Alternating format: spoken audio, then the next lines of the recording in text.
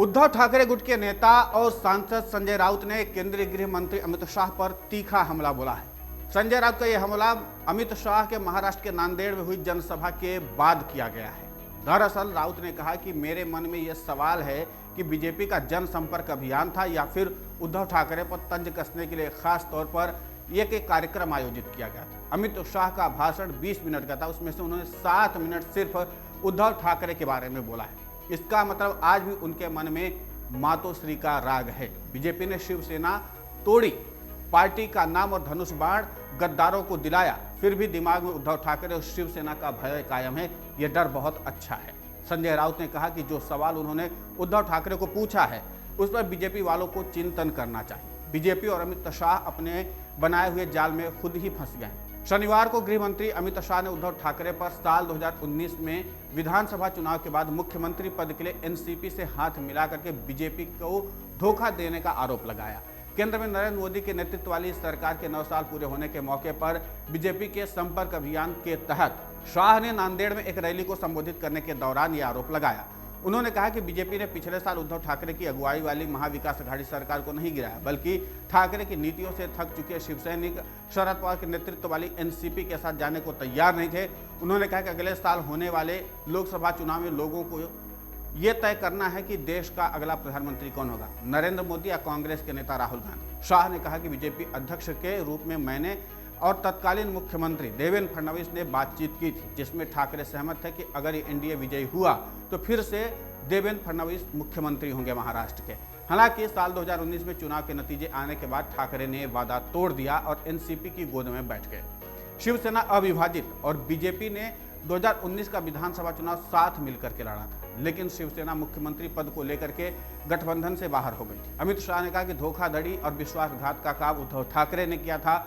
चुनाव मोदी और देवेंद्र फडणवीस के नाम पर लड़ा गया था और मुख्यमंत्री बनने के लिए वो कांग्रेस की गोद में बैठ गए। शाह ने कहा कि मुख्यमंत्री एकनाथ शिंदे के नेतृत्व वाली शिवसेना को अपना चुनाव चिन्ह धनुष बाण वापस मिल गया है तथा यह तय हो गया है कि असली शिवसेना कौन है। आपको बता दें कि केंद्रीय गृह मंत्री अमित शाह ने शनिवार को शिवसेना उद्धव बाला साहेब ठाकरे के नेता उद्धव ठाकरे पर 2019 में महाराष्ट्र विधानसभा चुनाव के बाद मुख्यमंत्री पद के लिए एनसीपी के साथ हाथ मिला करके भारतीय जनता पार्टी को धोखा देने का सनसनीखेज आरोप लगाया है। शिवसेना अविभाजित और भाजपा ने 2019 का विधानसभा चुनाव साथ मिलकर के लड़ा था। इस बात को अमित शाह ने बार बार दोहराया, लेकिन शिवसेना मुख्यमंत्री पद को लेकर के गठबंधन से खुद बाहर हो गई थी। उन्होंने बाहर नहीं किया, इस बात को वो कह रहे हैं।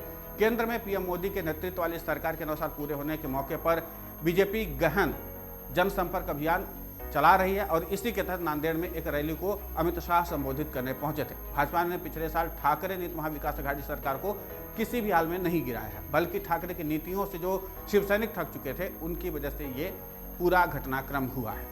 अब इसको समझने की जरूरत है। अमित शाह ये बताने की कोशिश कर रहे हैं कि जिस तरीके से महाराष्ट्र में उद्धव ठाकरे की सरकार गिरी है उसके लिए खुद उद्धव ठाकरे ही जिम्मेदार है।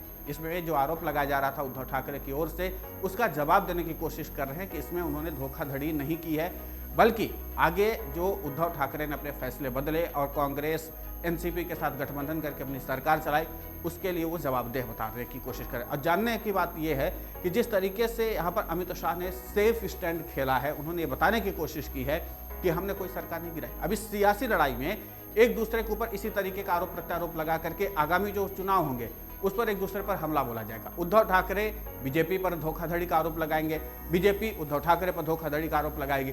लेकिन इतना तय है कि जिस लहजे में संजय राउत ने अमित शाह पर हमला बोला है, माना जा रहा है कि ये आरोप प्रत्यारोप की लड़ाई महाराष्ट्र के विधानसभा चुनाव, लोकसभा चुनाव हो या फिर स्थानीय चुनाव हो, हर जगह पर इस मुद्दे को बहुत प्रमुखता से उठाया जाएगा और इसको हवा देने की कोशिश की जाएगी।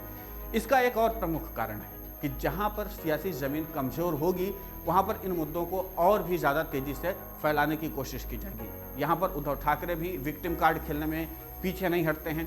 कई बार वो बताने की अपने रैलियों में कोशिश कर चुके हैं कि उनके साथ अन्याय हुआ है, धोखा हुआ है, और उसके बाद एकनाथ शिंदे को वो टारगेट करते हैं सीधे तौर पर और संजय राउत उन पर हमला बोल देते हैं। फिर इसके बाद अब बीजेपी की तरफ से इसका जवाब दिया जा रहा है। बावजूद इसके सियासी समीकरण किसके पक्ष में बैठेगा या महाराष्ट्र की जनता आगे किसको अपनी सियासी जिम्मेदारी देगी, ये अपने आप में बहुत महत्वपूर्ण सवाल है, अहम सवाल है। चुनाव अब बस ज़्यादा दिन दूर नहीं है, इसलिए इन तमाम सवालों को अब जनता के बीच में मंथन चिंतन का भी विषय बनाया जाएगा और इसमें जनता को अपना फैसला लेना है कि कौन उनका आगे का सियासी उत्तराधिकारी हो। फिलहाल इस पूरे घटनाक्रम पर आपकी प्रतिक्रिया बहुत महत्वपूर्ण होती है। आप हमें कमेंट करके जरूर बताएं कि आप इस पूरे घटनाक्रम, इन आरोपों प्रत्यारोपों के दौर के बारे में क्या सोचते हैं। अमर उजाला अब आपके टीवी पर भी। अपने स्मार्ट टीवी पर YouTube पर सर्च करें अमर उजाला, चैनल सब्सक्राइब करें और देखें ताजा खबरें, वो भी HD क्वालिटी में। और हाँ, बेल आइकन दबाना ना भूलें ताकि हर खबर हो आपके घर। अमर उजाला, निष्पक्ष, निर्भीक, निरंतर।